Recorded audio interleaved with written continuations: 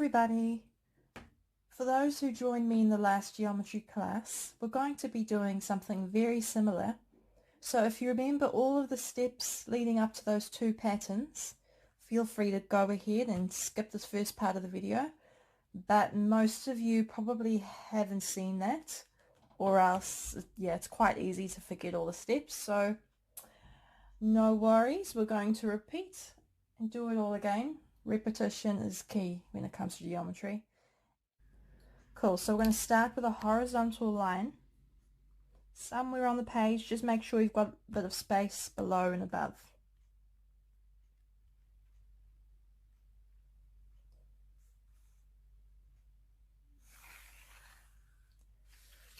From here, grab your ruler, place it roughly in the center of the line, center of the page, right on the line if possible,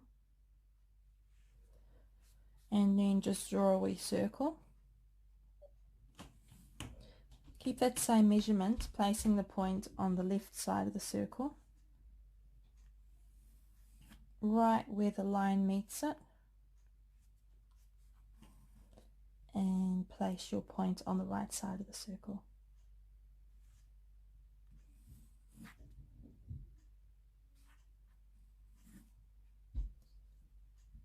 And here we're going to find the diameter of the circle by opening the compass and just finding that measurement there from one side to the other. Keep your compass on the left side as you draw a mark above and below. Repeat on the right side. Make sure that the two lines or four lines all cross over.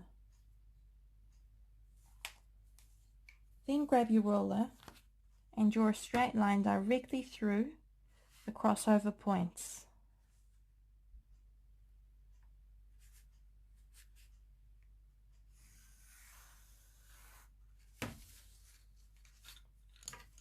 Now grab your compass and measure from the center of any of the circles.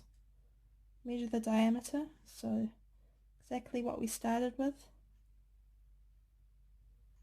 And then we're going to place our ruler point on the top line edge of the circle. Drawing a circle there. You know that you're right if roughly the line goes directly through the center.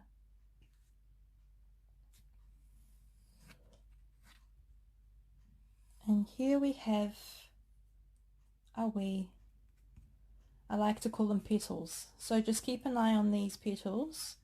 They're really helpful to use as guidelines.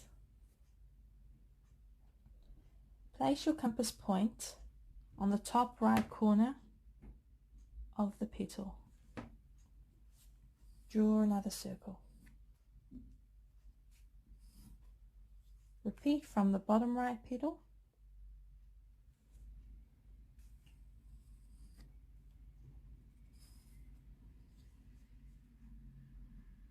Bottom left petal.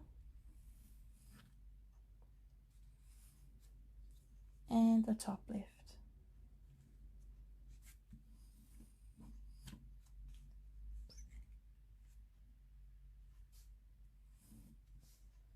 And then here we're just going to place a compass point right on the top line again, top of the circle, drawing another one, same on the right.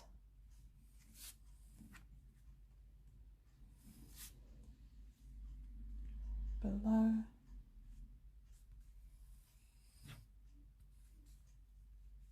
And to the left.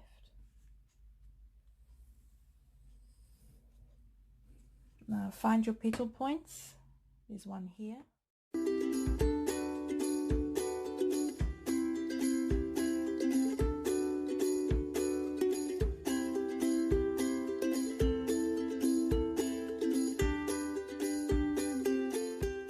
And to finish off, all we need to do is draw 4 more circles just in the corners. So we're creating a nice square shape with all of these circles.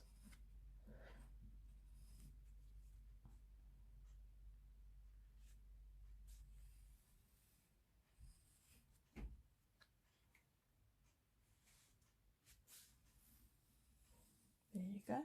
Oops. So we're just going to create a wee box for around our circle. Just drawing a line around the very edges. Lines around the edges, should I say.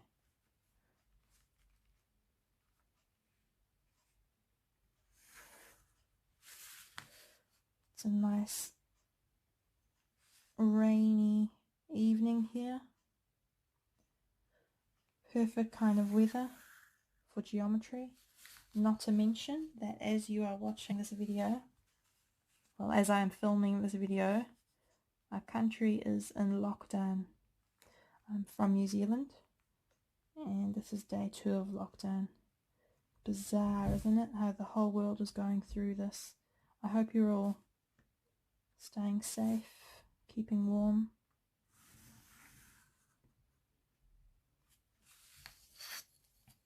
For me, there's not a major change because I've been quite isolated these last few years, as many artists are. But it's still a very strange feeling to know that everyone is at home and that everything is so deadly quiet outside. But count your blessings. I'm just thankful to still have a roof over my head, have a healthy family. I'm healthy. So much to be grateful for. So I encourage you all to focus on all the positive things, while still, of course, paying our respects to all those who are going through hard times and supporting them, if we can. So here we've got our center line through the center point. I'm going to draw another line through the center of the bottom 3 circles. So just align your pencil to where you can feel those compass marks.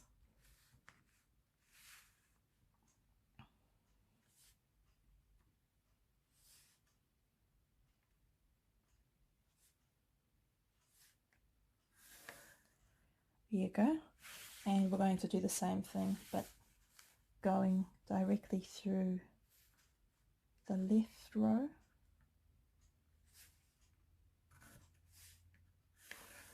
And the right. We're going to find those petals that I mentioned earlier.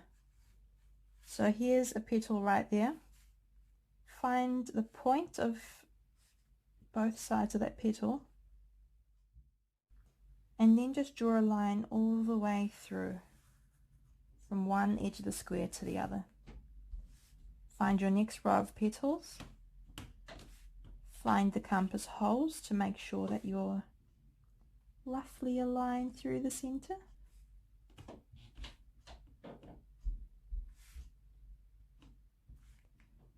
And draw your line. Just keep doing that all the way from top to bottom.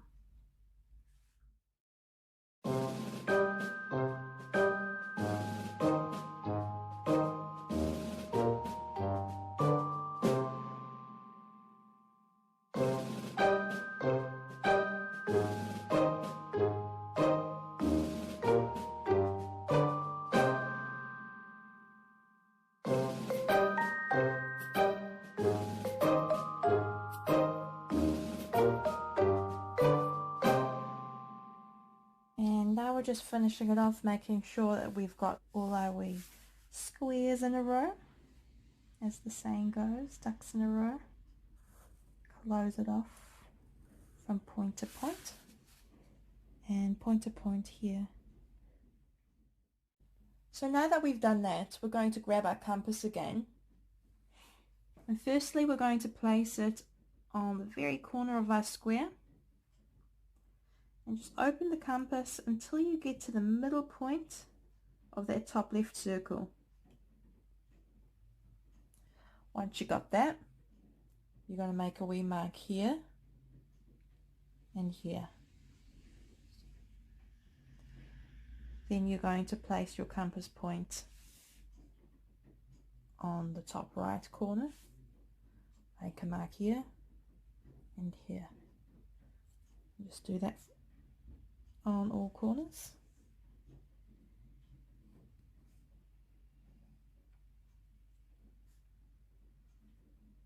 Just making sure that you're crossing your compass over the line of the square. From here we're going to keep the distance of the compass the same, and we're going to see the center here.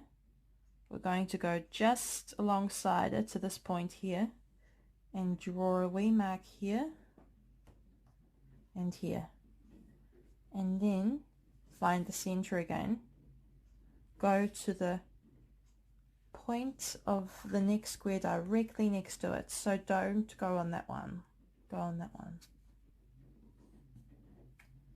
Really is a lot easier talking to you rather than trying to talk to a video after recording it. So let me know what style of teaching you prefer. Photos with me talking over top of them, and also videos with music, videos with the voiceover. Would you prefer that I just talk while I work like this? Yeah, I'm keen to know what works best for you. I think I'll still try to do a bit of both. Maybe just speed up the boring parts and have music for that.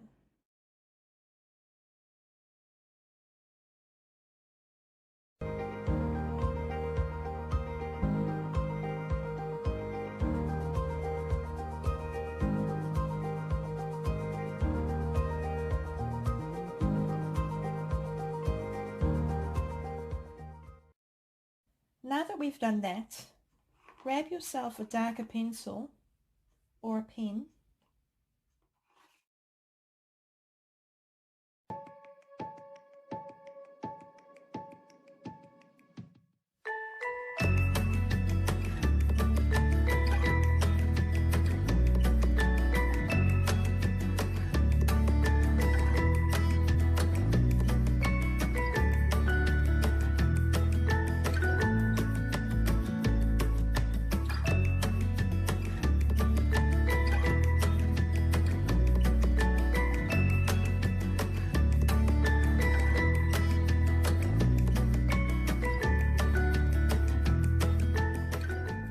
Alright, so there we have our dynamic octagon pattern. This might be enough for you. You might just want to colour the 9 octagons and then also maybe colour in the wee squares, triangles in the background. Or you can take this a step further by creating an additional square within every octagon.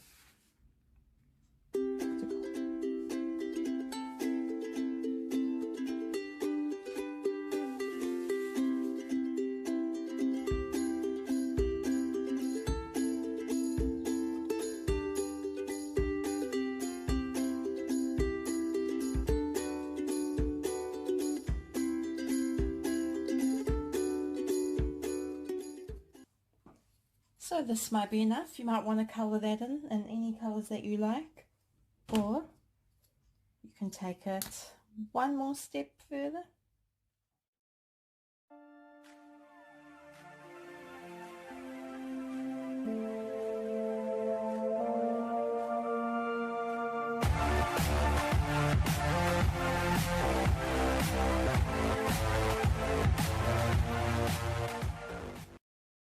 So yeah, unfortunately it's a bit of a mess, but I'm going to refrain from starting all over again. Gives you a good idea anyway. So just erase all of the pencil lines.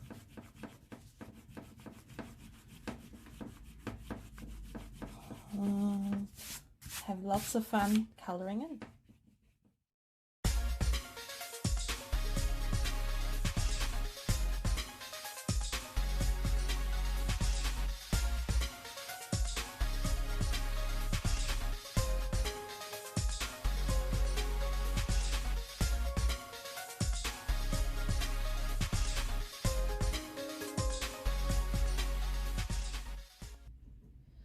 So there you go.